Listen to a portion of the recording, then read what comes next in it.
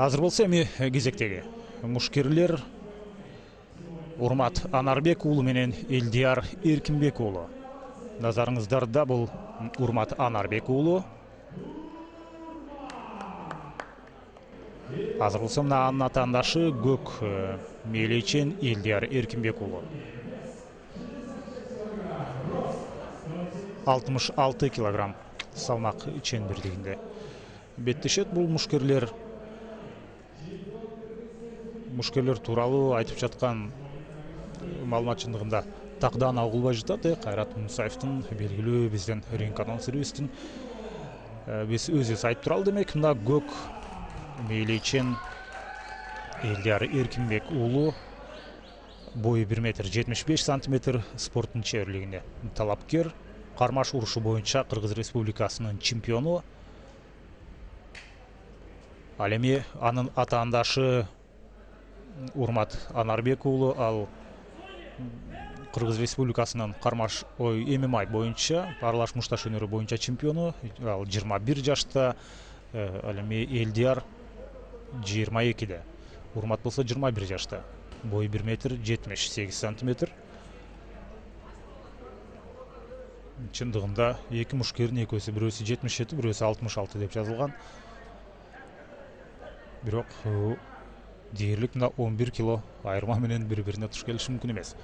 Азыр болсо экөөнүн кийими да окшош. Эгерде бул мушкерлерди тааныбагандар, нейтралдуу көрөрмандар карап аткан болсо, мына мээлейинен ажыратсаңыздар болот. Көк мээлейчен Элдияр Эркинбек уулу, кара мээлейчен Урмат Анарбек уулу. Беттеш чалгындоо менен башталды. Бири-бирин азырынча бири-биринин талуу жерин издеп, ыңгайлуу учурду кандайдыр оңтой келип калат деп күтүп жаткандай. Көбүнчөсү мушкерлер ушул чүдегенде эле чабуулга кирип барышат. Бул бир жагынан жакшы. Жана бири-биринди күтүп жүргөндөн көрө ушул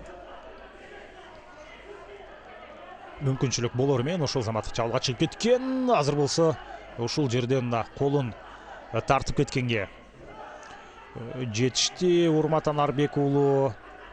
Жана аягына чейин бул ыкманы ишке ашыра алабы? Жерге бир эмес 2 ирет көтөрүп чапканына карабастан Урмат Анарбек уулу колун азырынча кое бере элек. Публика кадимкидей жандана түштү. Колун чыгарып алды азамат. Элдияр Эркинбек уулу өтө кыйын абалдан азыр чыгып кетти. Эми атаандашынын үстүндө активдүүлүк керек болот. Антпесе калыс кайрадан экөөнүн тургузуп беттешти. Дал ошол абалда улантууга буйрук берип коюшу ыктымал.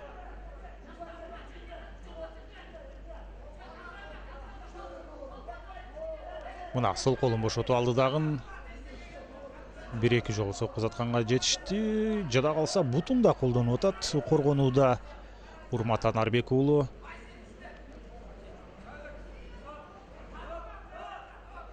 Активдүүлүк жок. Демек ортолук бөлүктөн беттешти уланта турган болушту. Дал ошол буга чейинки позицияга болгону ортолук бөлүккө жатып берет.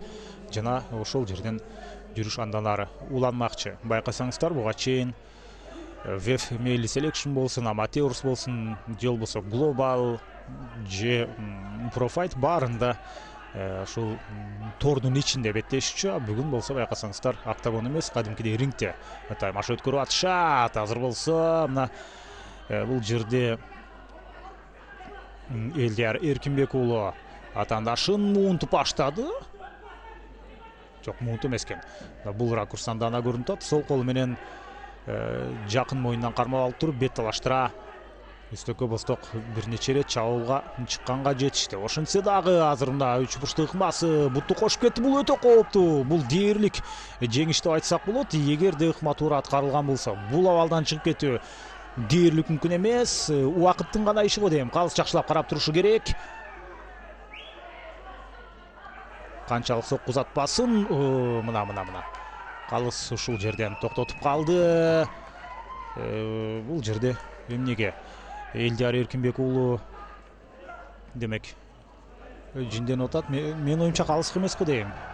Өзүнө өзү бир аз наразы болду го дейм. Артка сальто таштайм деп азырден жарат алып кала жаздады.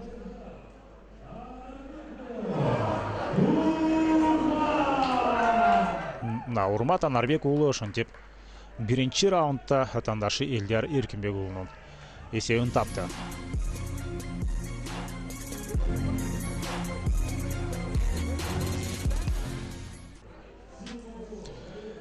Азыр болсо эми андан кийинки мушкерлер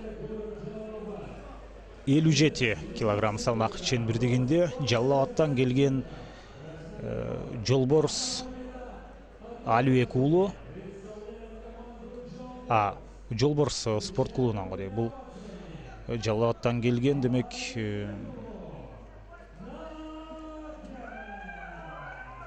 көк мээлеймен чыккан Накен Алибек уулу. Накен Алибек уулу, демек Жолборс бул спорт клубунун аты. Анын атаандашы Адилет Бегалиев. Мына сиздердин назарыңыздарда.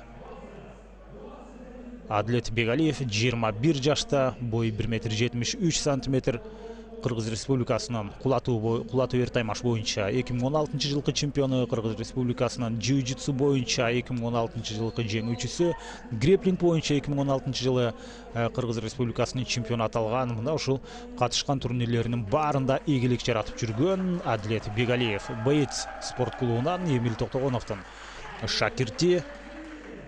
Мына бул 21 жашта болсо, ал эми Накен Алибек уулу ал 19 жашында мына ушундай WEF Selection турнирине чыгып атат. Бул үчүн дагы чындыгында баа берип койсо болот. Экөөнүн бойлорунун узундугунда 3 сантиметр айырма бар. Адилет Бегалиевдин бою бир аз узунураак, 3 сантиметрге. 1,73 Адилет, 1,70 Накен Алибек уулу. Азыр болсо биз алгачкы раундду баштадык. Негизинен беттеш 3 раундга чейин созулат, эгерде жеңүүчү аныкталбаса. Бирок биз дээрлик бардык беттештерди биринчи раундда бүтүрүп атабыз. Ортодо бир эле учур болду го. Караңыздарчы, азыр буту менен баш сөөктү көздөй жасаган хайкик соккусу. Негизинен jiu-jitsu греплинг боюнча чемпион болуп жүрүп, ага карабастан тайбокстун ыкмаларын колдонуп атат. Тизеси менен соккузатып көрдү. Ошол эле учурда баш сөөктү көздөй соккузаткан. Азыр мына Мусаевдин шакирти бул Накен Алибек уулу болсо, атаандашка кирип барып ушул жерден бирок мойнун алдырып койду. Жана ушул жерде муунт ыкмасы ишке ашып кетеби, жок андай эмес. Башын сууруп чыкканга жетишти Накен Алибек уулу.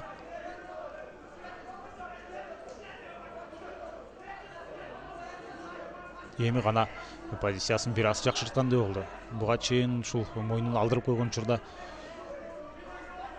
ушул муунт ыкмасынан чыга албай калышы дагы мүмкүндөй сезилген эле.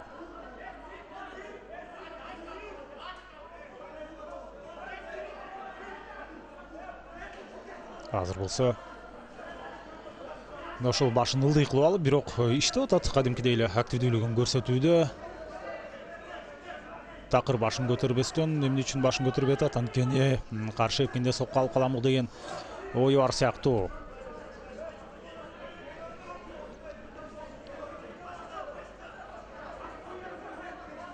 Эми гана бир аз пассивдүү боло баштады. Мындай болсо активдүүлүк жок болуп калса, кайрадан туруп беттешти өткөрүп койгонго калыс буйрук бериш ыктымал.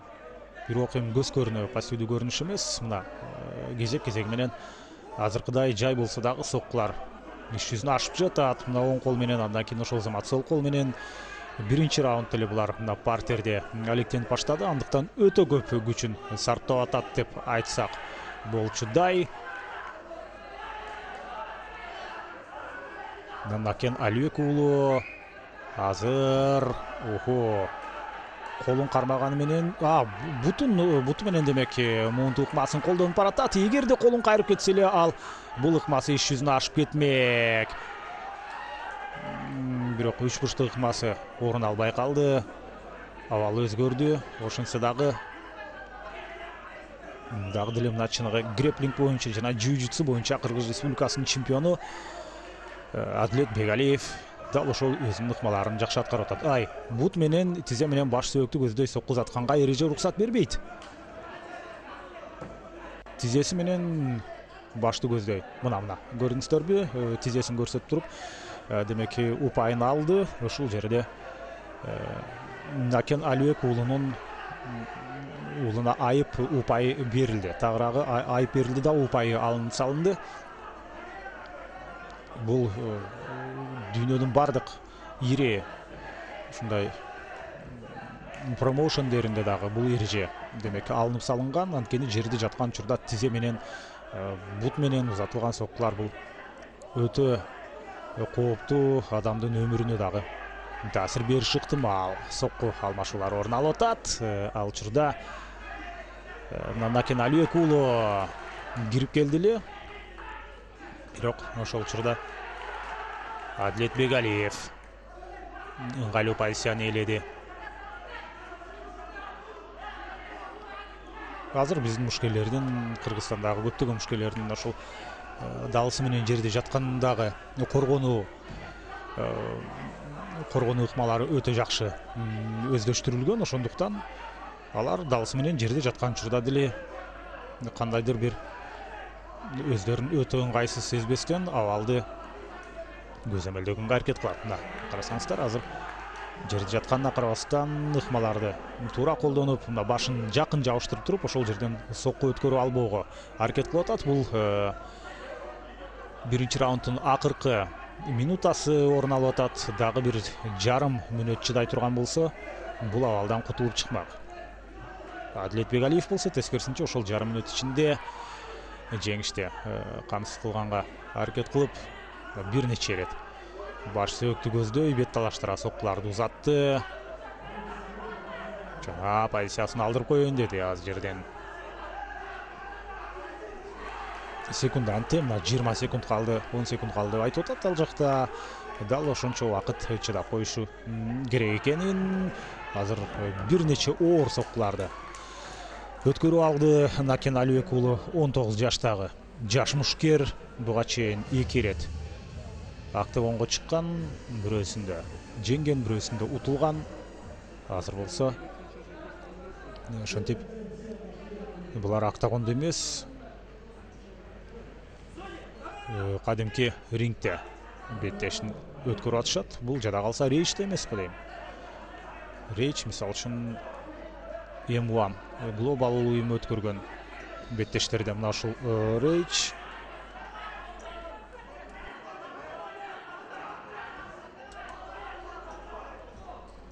Мына экинчи раунддун алгачкы секундалары кайрадан эле ыңгайлуу позицияны ээлеген Адилет Бегалиев. Ал атаандашына караганда 2 жашка улуу. Сериялуу соккулар кетти. Токтотуш керек. Дал ошондой мына чындыгында жанагы автоматтын огундай соккулар жаап баштаган учурда калыс беттешти токтотуп калды өз учурунда.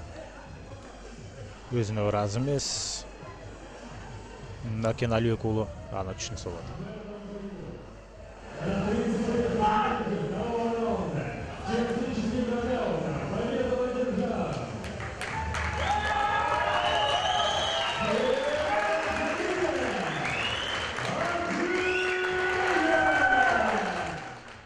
Адилет Бегалиев бул беттешинде ошентип жеңишке ээ болду.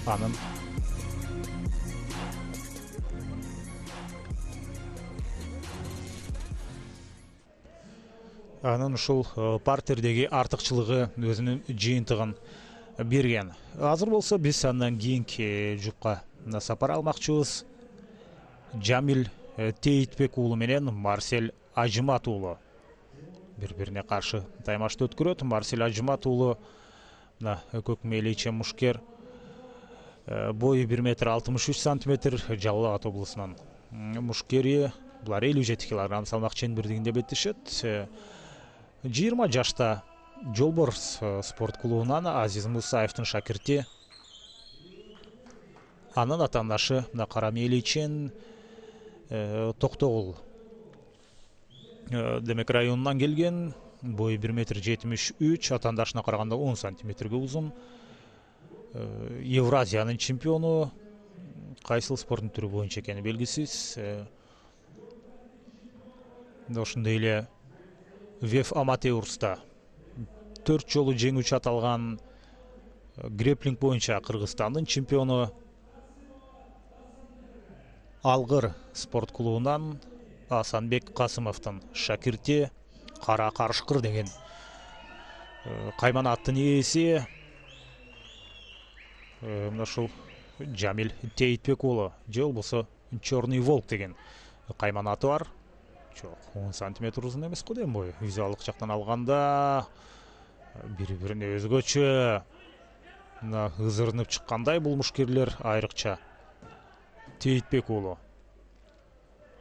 Ушунчалык башкача бир атандашына даярдык менен чыккан сыяктуу. Мына көк мээлейчен бул Марсель Ажмат уулу, ал эми Жамил Тейтбек уулу кара мээлей менен. Бирок беттеш башталары менен бири-бирин качырып кирип барган жок. Жамил Тейтбек уулунун колу буту узун, андыктан мындай дистанция ага бир топ ыңгайлуураак. Сологойлордун демек туруу абалында, стойка деп эгерде айта турган болсок, мына ошондой абалда турат. Жамил Тейтбек уулу азырынча экөө тең бири-бирине такыр соккузаткан жок. Бир middle kick беле же high kick беле эмне болсо дагы ал өз максатына жеткен жок. Туруу абалын алмаштыра алат экен азыр. Кадимкидей эле сологой эмес мушкерлер сыяктуу сол бутун алдыга кылып турду. Мына эми болсо оң бутун алдыга кылып. Мына ушундай ар тараптуу универсалдуу мушкер демек. Тизеси менен иш талаштыра бир соккузатканга аракет жасады. Экөөнүн жаш курагында айырма барбы? Экөөнүн жок. Марсель Ажмат уулу 20 жашта экени белгилүү. Ал эми бул жерде Жамил Тейтбек уулунун канча жашта экенин биз кандай маалыматты ала алган жокпуз. Алыстан ушундай бир топ кенен сокку орун алды. Андай соккулардан буйтап кеткенге толук мүмкүнчүлүк болот. Жөнөкөй мушкерлер жөнөкөйгө чөдөлбөйм, бирок айрыкча мына ушул профессионалдуу мушкерлер мындай соккудан оңой эле буйтап кетет. Анткени ал өз максатына жеткенче кадимкидей бир топ убакыт өтөт. Low kick бут талаштыра сокку, бирок андан өтө жакшы буйтап кетти. Караңыздарчы, айланып соккузаткан. Эгерде таамай тие турган болсо, ал кадимкидей нокаутка түшүрө турган соккулар өтө кооптуу болуп эсептелет.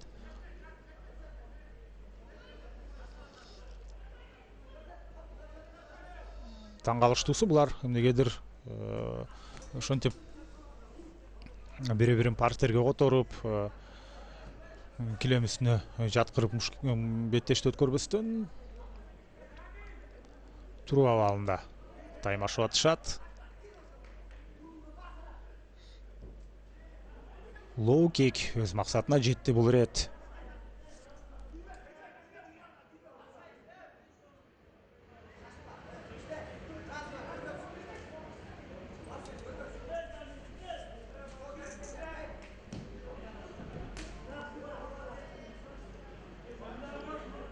Эгерде эки мушкер тең ошентип бири-бирин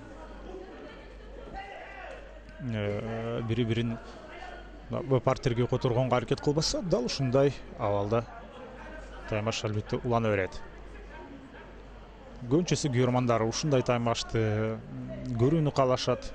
Бирок бул аралаш мушташ өнөр болгондуктан партерде ийгилик жаратуу мүмкүнчүлүгү көбүрөөк болуп калган учурларда сөзсүз түрдө мушкерлер андай мүмкүнчүлүктү колдонот. Алгачкы секундалардан баштап эле алар өздөрүнө ыңгайлуу дистанцияны аныктап алды дагы. Дал ошол аралыктан азыр мына 4-мүнөт соңуна чыгып атат. Ошол аралыктан алысташкан жок. Азыр болсо мына өзгөчө бири-бирин качырып кирип барган учур болду дагы. Ал жерден кимиси ачык артыкчылыкка ээ болду, аны да айтуу кыйын. Бир караганда Ушул жерде Жамил Тейтбек уулу ыңгайлуу позицияда тургандай, бир жагынан карасаң Марсель Ажмат уулу мына атаандашты колу менен мойнун толугу менен көзөмөлгө алып турат. Колун коштуруп мына муун тыкмасы ишке ашып кетиши деле ыктымал болчу, бирок ал эмнегедир мындан артыгыраак, ыңгайлуураак иш жасайм деп өзү мойнун алдырып койду.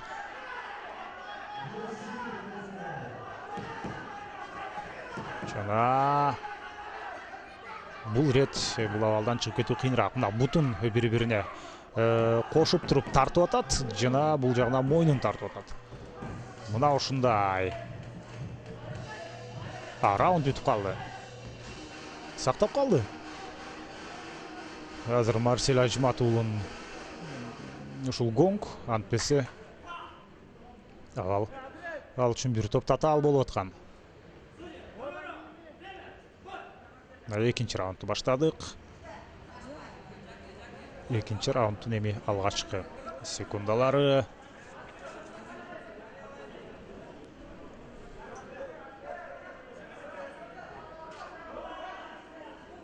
Middle kick. High kick, баш сөктү ылдыйкы жакка, жада калса тийип та кетти. Жамил Тейтбек уулунун буттары өтө жакшы иштерин ушул high kickтен дана далилдеди.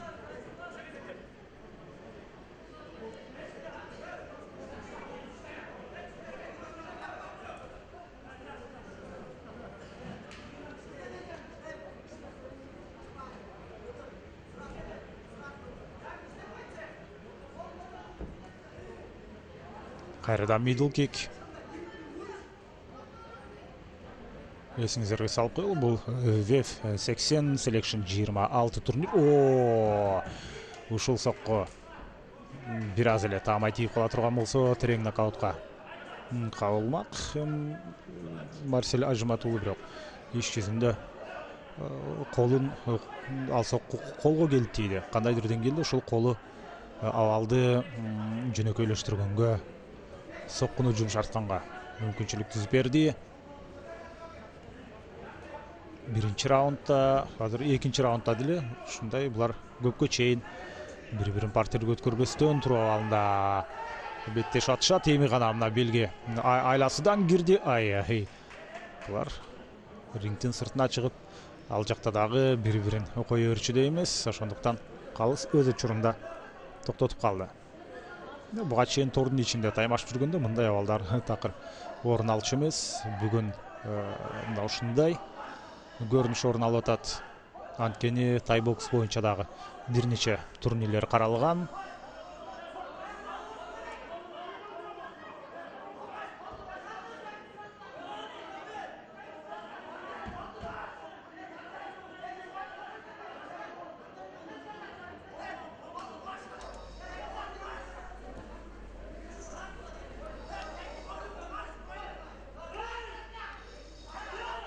Мына ушул ыкма иш жүзүнө ашып кетиши толук ыктымал. Бутун кошту жана колун бири-бирине кошуп турат. Жок, сол кол чыгып кетиптир. Андай болсо эми бул абалдан Марсель Ажмат уулу кутулуп чыкты. Марсель атаандашынын артына өтүп кетти. Жана бул рет атаандашынын үстүндө да ушул Марсель Ажмат уулу болуп калды. Буга чейин Жамил Тейтбек уулу бир топ активдүүлүгүн көрсөтүп аткан. Мүмкүн биринчи раунд анын пайдасындадыр.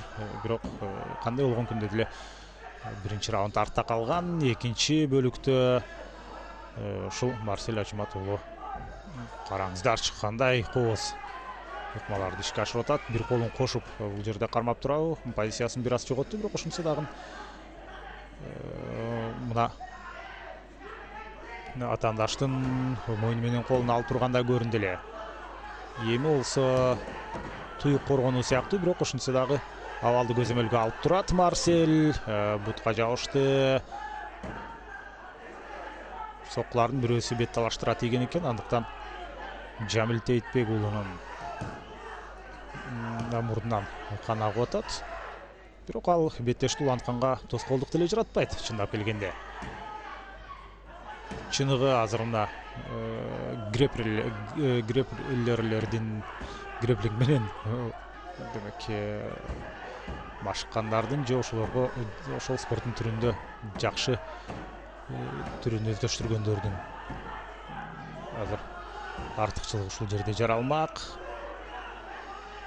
Жеңил соккулар, бирок тынбай соккулар узатылып атты дагы. Ушул жерден беттеш токтоду.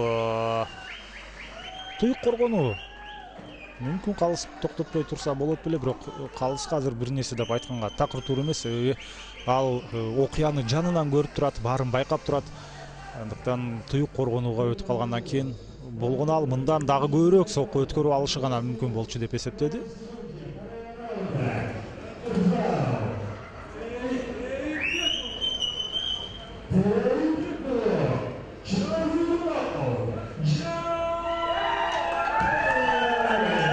Жамил Тейтбек уулу ошентип жеңишке ээ болду. Марсель Ажымат уулу жөнөкөй мушкер эмес экенин далилдеди.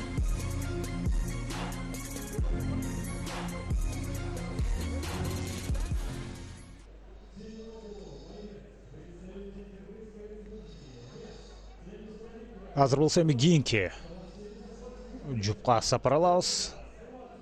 Булут Асан уулу менен Тимур Кубанычев азыр таймашты өткөрөт.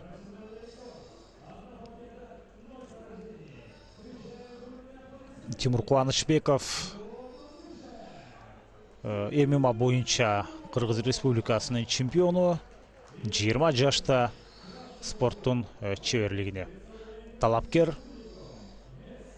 Бою 1,78 метр. Анын атаандашы Булут Асан уулу, ал 18 жашта болгону, бою 1,75 метр, атаандашына караганда 3 сантиметрге кыскараак, спорттун чеберлигине талапкер, эреже серуш боюнча Кыргыз Республикасынын алдагы чемпиону.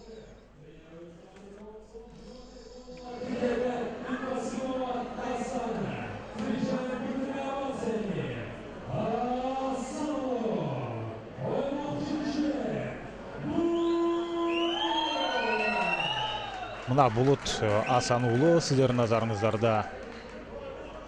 Булут Асан уулунун атаандашы Тимур Кубанычев. Булар 71 килограмм салмак ченбиригинде таймашат. 18 жана 20 жаштагы мушкерлер. Булут 18де, Тимур 20да. Дал ошол веф селекшнда таймаша турган мушкерлер. Азыр ушул селекшндан тажрыйба чогултуп, андан кийин профайтка, профайттан кийин глобалга, андан кийин мындан дагы башка ири промоушендерге өтүп барса болот. Көз ачып жумганча мына ушул жерден ичке белги кирип барды эле. Рингтин сыртына атаандашын чаап түштү Булут Асан уулу.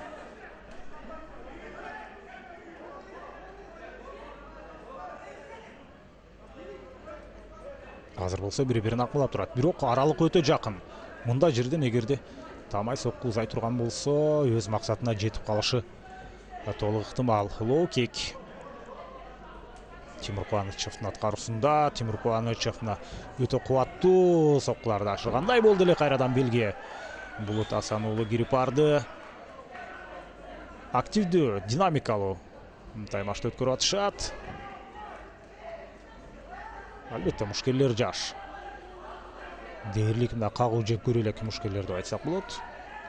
Беттеште бир жеңиш, бир жеңилүүсү бар Булут Асан уулунда. Ошентсе дагы азырынча булар ушул кимге каршы чыкпасын, аларды дайыма утам деген аракет менен көрөт. Азыр болсо караңыздарчы, буту менен абалдан чыгып кеткенге аракет жасоодо.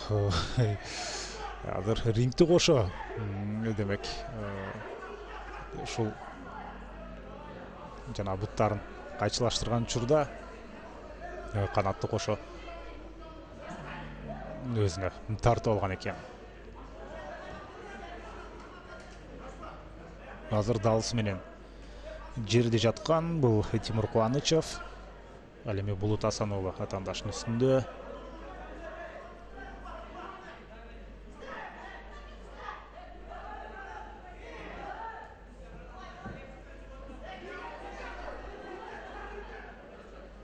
Жакшы. Ой.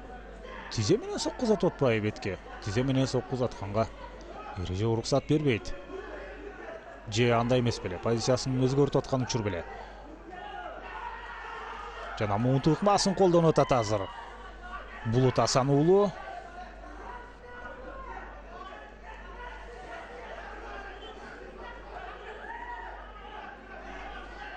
Азырынча муунтук ыкмасы толук ишке ашкан жок, ошентсе дагы активдүүлүк Демилге толугу менен Булут Асан уулу тарапта.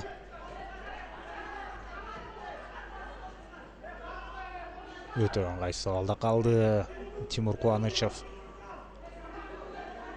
Колун тартып бара жатат. Акырындап, эгерде мына сокку узатып туруп, андан кийин колун тартып алат беле, жыйынтыгында абалдан кутулуп чыкты Тимур Кубанычев.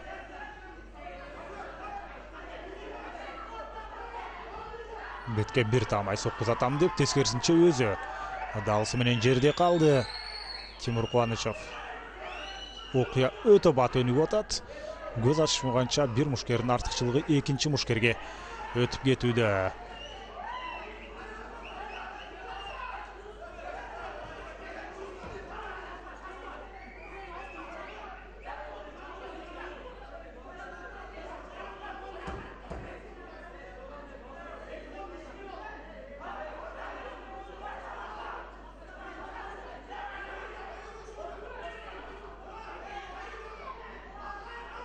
Кайрадан дал ушул ыкма экинчи ирет колдонулуп атат.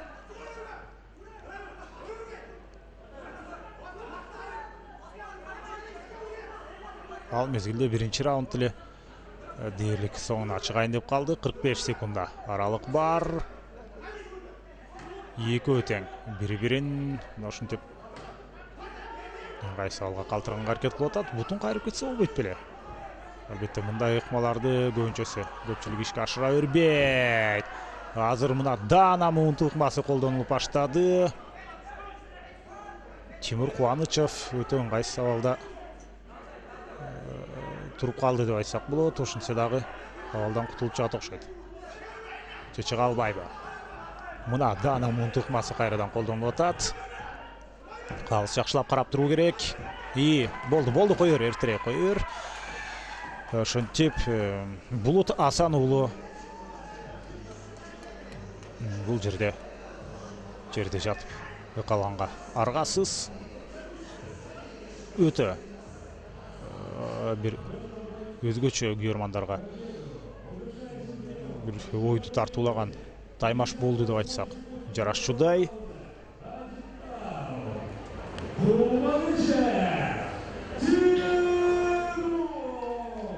Тимур Кубанычев ошентип айгышкан күрөштө таймашта жеңишке ээ болду. Куттуктайбыз Тимур Кубанычевди. Да, несомненно, поздравляем победителя 10-го поединка. Следующий у нас 11-й поединок. Хаман Сейитбеков и Бахром Шонирбаев из Узбекистана. Итак, давайте расскажем непосредственно об этих спортсменов. Так, тренер Шонирбаева Ахматбека Азиз Мугов, рост 170 сантиметров, кандидат в мастер спорта, чемпион Кыргызстана по ММА. Также клуб называется Джолборс. Ну а если говорить об Амане Сейитбекове, то весовая категория 61 килограмм, рост 172 сантиметра, чемпион Кыргызстана по ММА. Боевой псевдоним отсутствует и является кандидатом в мастера спорта по ММА. Итак, начинается этот поединок. Оба в синих шортах. Но для корректировки информации отмечу, что прессингует и неплохо давит на соперника. Это Шонирбаев Бахром. в бело-красных с черными оттенками шортах, который защищается от партера. Это Бахром Шенербоев. Отступает Аман Сейитбеков. Так. Буларда кызыл бурч, көк бурч деген такыр жок кой, мейлелери окшош. Да. По идее, ну, делится, по идее. По углам делится по снарядам. Но учитывая специфику этого турнира, этого нету. Итак.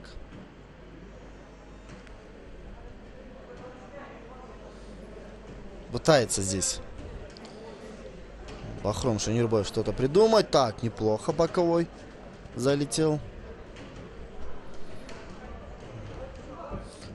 Тейкдаун. Проход в ноги, тейкдаун. Перевод в партер. Так. Фулл маунт. Ну, отлично, неплохо. Сейчас контролирует соперника, находящийся на спине Аман Сейитбеков. Так, нужно притягивать. Возможно, даже можно сделать треугольник. Нужно захлопнуть замок. Да, все, есть, в принципе, можно закрывать. Нужно теперь руку оттянуть. Руку оттяни, Аман. Так, недостаточно хорошо зафиксировал, но, в принципе, нужно руку вытягивать. Неправильно немножко делает Аман Сейитбеков. Ну, в принципе, так тоже может, да, сопернику доставить дискомфорт. Но руку оттягивая и вытягиваясь назад, распределяя вес на себя, соответственно, можно было сделать в 10 раз больнее. Так, все, неплохо закрыл треугольник. Молодец, Аман Сейитбеков. Победа. Поздравляю, очень хороший поединок, очень техничный. Аман Сейитбеков действительно отлично защищался. Ну что ж, уважаемые телезрители, пришло время прощаться, завершается наш эфир. Напомню, в следующих эфирах мы тоже продолжим трансляцию данного турнира, так что далеко не уходим. Для вас работали я, Лет Тимирланов, мой коллега Эркин Абдуллаев. Увидимся, услышимся, пока-пока. Демек калган бөлүгүн эртеңки эфирде сиздерге сунуштайбыз. Саламатта калыңыздар.